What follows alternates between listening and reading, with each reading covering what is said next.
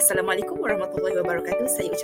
Saya Siti Nora Syakib binti Muhammad Qori, pemegang kad Matrix A1930804 akan membentangkan sebuah kajian bagi kursus pengantar pendidikan bersepadu. Kajian yang dilakukan pada kali ini adalah mengenai penerapan pendidikan bersepadu dalam pengajaran guru tingkatan 6. Terdapat 4 komponen dalam isi kedua ini, iaitu pengenalan, metodologi kajian, dapatan kajian dan kesimpulan. Komponen yang pertama ialah pengenalan kepada pendidikan bersepadu. Pendidikan bersepadu merupakan pendidikan yang berteraskan kepada Al-Quran dan As-Sunnah di samping adanya integrasi disiplin-disiplin ilmu akal ke arah membina komuniti ummah berteraskan akidah sebagai paksinya. Mengikut falsafah pendidikan sekolah, ianya merupakan proses pendidikan yang berteraskan tauhid bagi membina dan melahirkan insan rabbani, berilmu, beriman dan berakhlak mulia serta berkemampuan membentuk diri, masyarakat dan dunia sebagaimana yang dituntut oleh Al-Quran dan As-Sunnah melalui sistem pendidikan yang seimbang, bersepadu, menyeluruh dan berterusan. Model yang telah dipilih di bawah pendidikan bersepadu ialah model interaksi Tuhan alam manusia atau lebih dikenali sebagai model TAM. Model ini merupakan perhubungan antara 3 komponen asas iaitu Tuhan sebagai pencipta, alam dan manusia sebagai makhluk penciptanya. Model ini menerangkan hubungan manusia dengan Allah Subhanahu Wa Taala sebagai pencipta, hubungan sesama manusia dan hubungan manusia dengan alam. Hubungan sesama makhluk ciptaan Allah adalah saling bergantungan antara satu sama lain. Semua makhluk di dunia ini mempunyai tugas dan kelebihan yang tersendiri membuatkan mereka saling memerlukan antara satu sama lain. Metodologi kajian yang telah digunakan adalah melalui kaedah temu bual secara bersemuka. Pada 9 Disember yang lalu, saya telah berjumpa dan menemukan responden iaitu Puan Aisyah binti Musa di bilik mesyuarat SMK LKTP Chini bagi mendapatkan data. Responden merupakan guru bahasa Melayu tingkatan 6 di SMK LKTP Chini. Beliau telah berkecimpung dalam dunia pendidikan selama 13 tahun dan memegang pangkat grade DG44. Berikut merupakan soalan-soalan yang diajukan dalam temu bual tersebut. Ini merupakan dapatan kajian hasil daripada soalan-soalan yang telah diajukan kepada responden. Soalan yang pertama, apakah yang cikgu faham tentang model interaksi Tuhan, alam dan manusia ini atau lebih dikenali sebagai model TAM ini? Menurut kefahaman saya, model TAM merujuk kepada hubungan secara langsung dengan pencipta kita yang azali iaitu Allah Subhanahu Wa Taala. Kita hendaklah patuh kepada setiap arahan yang telah diberikan berlandaskan kepada Al-Quran dan Sunnah. Seterusnya, hubungan kita dengan alam. Allah telah jadikan kita sebagai khalifah di muka bumi, maka kita wajarlah menjaga dengan sebaiknya agar tidak dimusnahkan oleh tangan-tangan manusia yang tidak bertanggungjawab. Akhir sekali, melibatkan hubungan sesama manusia. Sebagai manusia dan saudara sesama Islam, kita mestilah menjalinkan hubungan yang baik antara sesama manusia, tidak kira pangkat atau umur. Contohnya dalam konteks harian saya, hubungan antara rakan sekerja, ibu bapa dan para pelajar sendiri.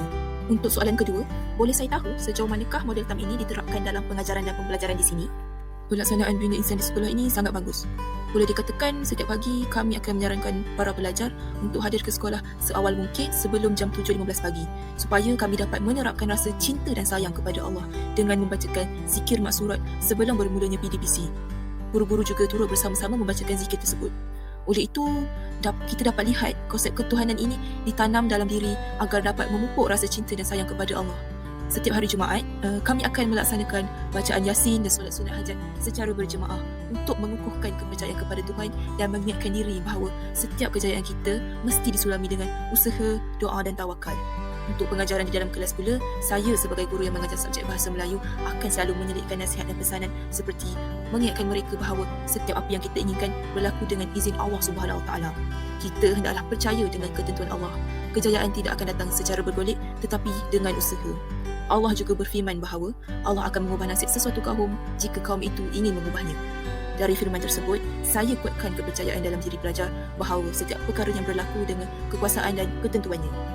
Dari aspek penjagaan alam, sewaktu aktiviti kokurikulum dijalankan, saya akan menyarankan pelajar untuk menjadi individu yang mesra alam.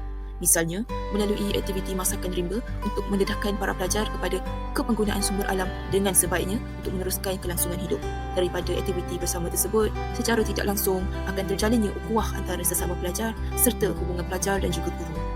Seterusnya untuk soalan ketiga, dalam konteks rakan kerja, bagaimanakah cikgu dapat mengetahui seseorang itu mengamalkan model TAM dalam kehidupan seharian mereka?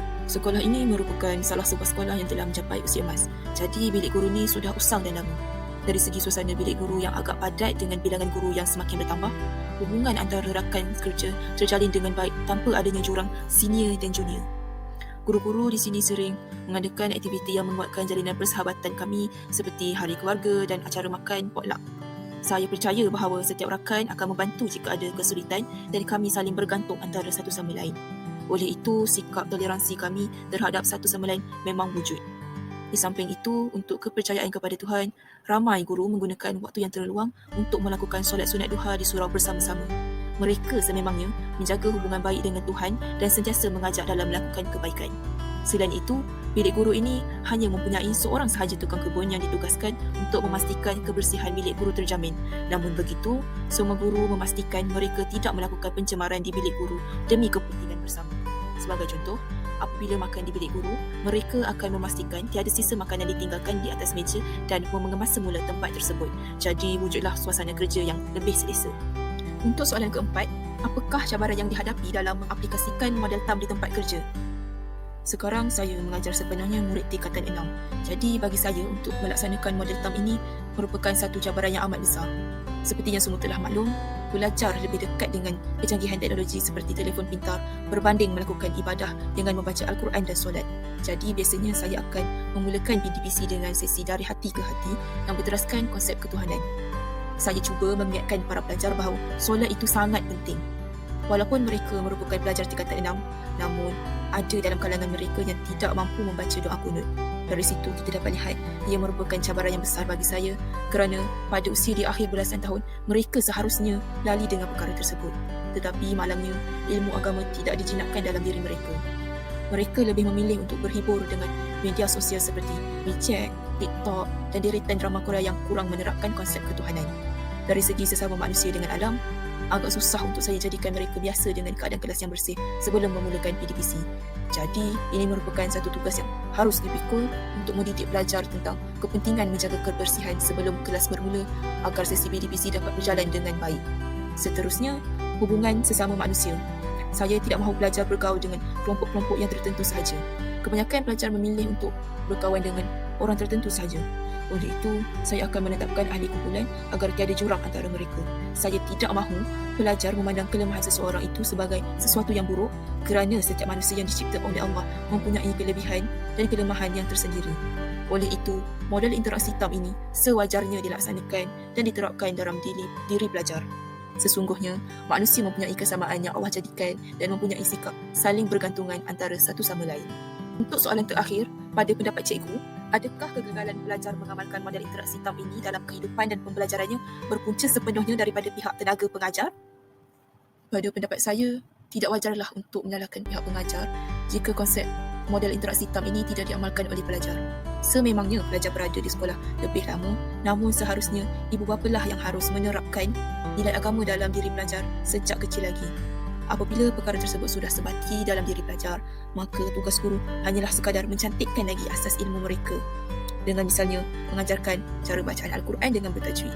Tetapi perkara ini tidak perlu diserahkan kepada ibu bapa kerana para pelajar ini sudah mencapai usia belia dan mereka sewajarnya mampu memikirkan perkara yang baik dan buruk.